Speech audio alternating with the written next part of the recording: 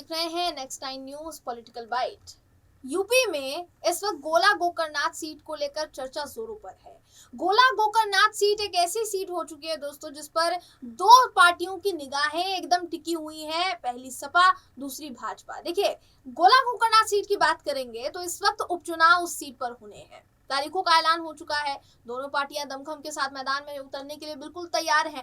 अब गोला गोकरनाथ सीट पर खबर ये आ रही है कि बीजेपी ने अपने पैतरे अपनाने शुरू कर दिए हैं, रणनीतियां अपनानी शुरू कर दी हैं, उन्हें धरातल पर उतारना शुरू कर दिया है। तो इन्हीं सब मुद्दों पर चर्चा करने के लिए, इस सीट से जुड़ी अपडेट्स पर चर्चा करने के लिए हमारे साथ हमारे सहयोगी शहजाब है।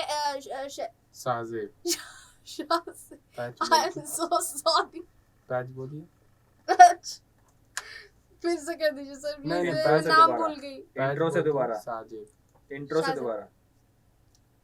नमस्कार से इनके इंट्रो से अच्छा, पैच बोल के ठीक है, हमारे साथ इन्हीं सब मुद्दों पर चर्चा करेंगे। ठीक है, पैच, इन्हीं सब मुद्दों पर चर्चा करने के लिए हमारे साथ हमारे सहयोगी शाहजेब मौजूद हैं। बहुत बहुत स्वागत है आपका शाहजेब। बहुत धन्यवाद। गोला गोकरनाथ सीट की हम बात करेंगे। देखिए, गोला गोकरनाथ सीट मैनपुरी सीट से भी ज्यादा चर्चा का विषय इस वक्त बन चुका है। तो गोला गोकरनाथ सीट पर बीजेपी अपना दमखम दिखाने के लिए उसने पूरी अपने सभी दिग्गज नेताओं की फौज उतार दी है। गोला गोकरनाथ सीट पर अरविंद गिरी पहले विधायक थे, हार्ट अटैक से उनका निधन हो चुका है। उनके बेटे को, अमन गिरी को उतारा गया है इस सीट से।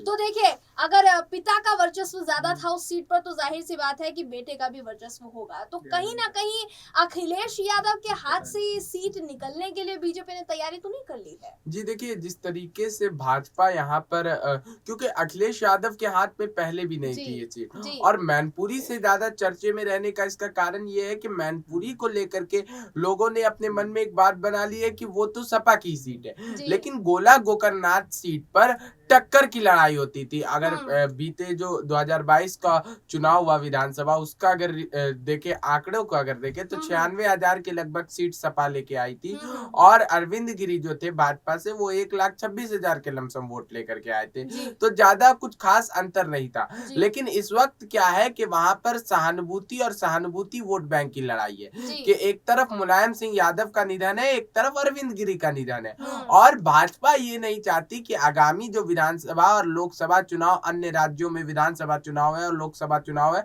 उसको लेकर के भाजपा का जो जीत का माहौल है वो किसी भी तरीके से बिगड़े। अगर जीत का माहौल एक बार बिगड़ जाता है जयंती, तो उसके बाद हार ही हार जो है सामना करना पड़ता है। कांग्रेस एग्जाम्पल के तौर पर आप देख सकते हैं। तो भाजपा वो हाल हरगिज नहीं होने देना चाहती है।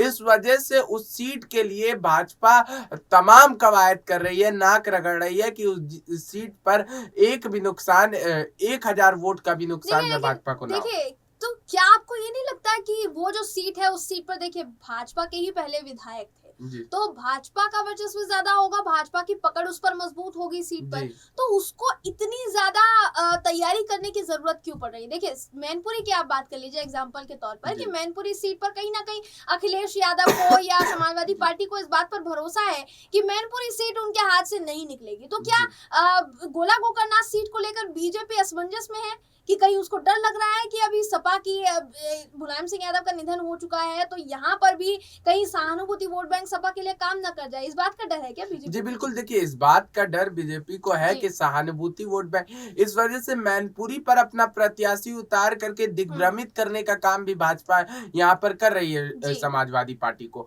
लेकिन अब देखिए कि गोला गोकरनाथ सीट पर डर है, क्योंकि मुलायम सिंह यादव एक दिग्गज नेता थे उत्तर प्रदेश के, और पूरे अरविंद गिरी के निधन का सहानुभूति वोट मिलेगा वहां पे, लेकिन वो मुलायम सिंह यादव के निधन की जो सहानुभूति है उससे काफी कमजोर है जयंती। इस वजह से भाजपा को इस बात का डर लगा हुआ है कि कहीं सीधा 30-40 हजार वोट जो है स्किप ना कर जाए समाजवादी पार्टी, और हमें पीछे ना छोड़ दे यहाँ पर, क्योंकि और ये नाक की बात आ गई है। लोकसभा चुनाव से पहले ये विधानसभा चुनाव, उपचुनाव जो है, ये नाक की लड़ाई है भाजपा की। इसीलिए भाजपा वहां पर तमाम नेताओं नेताओं को उतारना चाह रही है। जी, तो तमाम नेताओं को भाजपा उतारना चाह रही है। देखिए, जी। गोला गोकर्णनाथ सीट एक ऐसी सीट है जो कहा जा रहा है कि मतलब बीजेपी उसके लिए मेहनत तो कर रही है, जी। लेकिन कहीं ना कहीं उसको ऐसा लग भी रहा है कि वो इस सीट से जीत जाएगी। तो वो इस सीट को लेकर जो जीत के ख्वाब देख रही है, उसका सिर्फ और सिर्फ ये गलतफहमी है या फिर सच में ऐसा है? क्योंकि देखिए, अभी मुलायम सिंह यादव का निधन हो चुका है, जैसा मैंने अभी थोड़ी देर पहले आपसे कहा कि मुलायम सिंह यादव का निधन हुआ है। ऐसे में अखिलेश यादव को इस सीट पर भी फायदा होना तय है, और इस सीट से अखिलेश यादव ने ऐसा उम्मीदवार उतारा भी नहीं है। अगर आप बात करेंगे, देखिए, अमन गिरी अरविंद गिरी के बेटे हैं, ये सब जानते हैं, लेकिन जिनको उन्होंने उतारा है उनका नाम कहीं चर्चा में नहीं है। तो क्या आपको लग रहा है कि यहाँ पर सपा को नुकसान होगा, फायदा होगा? क्या सोचते हैं आप? देखिए, सपा अभी रणनीति तैयार कर रही है गोला गोकर्णनाथ सीट को लेकर के। मैंने कहा ना, अखिलेश यादव क्योंकि अभी इन सब चीजों में मुलायम के निधन के बाद उलझे हुए हैं, इस वजह से अभी कुछ तय नहीं कर पा रहे हैं पुख्ता तरीके से, या कह सकते हैं ठोस तरीके से कुछ तय नहीं कर पा रहे। लेकिन वहां पर जिस तरीके से स्टार प्रचारकों की सूची जारी कर दी गई है, उसके बाद जो है वहां पर उनके जो प्रत्याशी है वो भले ही चर्चे में रहे या ना रहे, लेकिन मुलायम सिंह यादव समाजवादी पार्टी साइकिल छाप ये चर्चे में है, और लोग मुलायम सिंह यादव के सिंपैथी पर जो है वहां पर साइकिल पर बटन दबाएंगे, प्रत्याशी को नहीं जिताएंगे। तो आपका कहना है कि अगर सपा ये जो गोला गोकर्णनाथ सीट पर उपचुनाव जीतती है, तो वो सिर्फ और सिर्फ मुलायम सिंह यादव की बदौलत, क्योंकि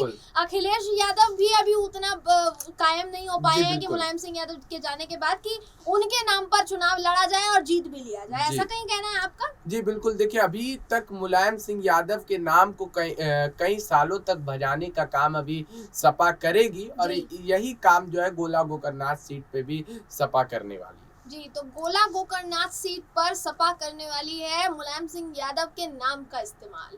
ये देखिए, वाकई ये बहुत बड़ी खबर है। और देखिए, गोला गोकर्णनाथ सीट दोस्तों एक ऐसी सीट है, जैसे मैंने कहा कि इसकी चर्चा इस वक्त जोरों पर है। एक मैनपुरी सीट जिस पर उपचुनाव होने हैं, दूसरी गोला गोकर्णनाथ सीट, क्योंकि दोनों ही सीटें खाली हो चुकी हैं, दोनों पर उपचुनाव होने हैं, और दोनों ही सीटों पर भाजपा और सपा दोनों अपनी ताकत झोंकने, पूरी तरीके से अपनी ताकत झोंक चुकी है और कोशिश कर रही है कि उन्हीं का कोई उम्मीदवार आए और उन्हीं का उम्मीदवार उस सीट पर जीते। अब देखना ये होगा कि इस सीट से कौन सी पार्टी की जो कोशिश है वो कामयाब साबित होती है। बहरहाल, इस खबर पर आपकी राय क्या है, कमेंट करके जरूर बताइएगा। वीडियो अगर आपको पसंद आया हो तो वीडियो को लाइक और शेयर करना ना भूलें। फिर मुलाकात होगी आपसे किसी ऐसी ही खबर के साथ। तब तक के लिए नमस्कार।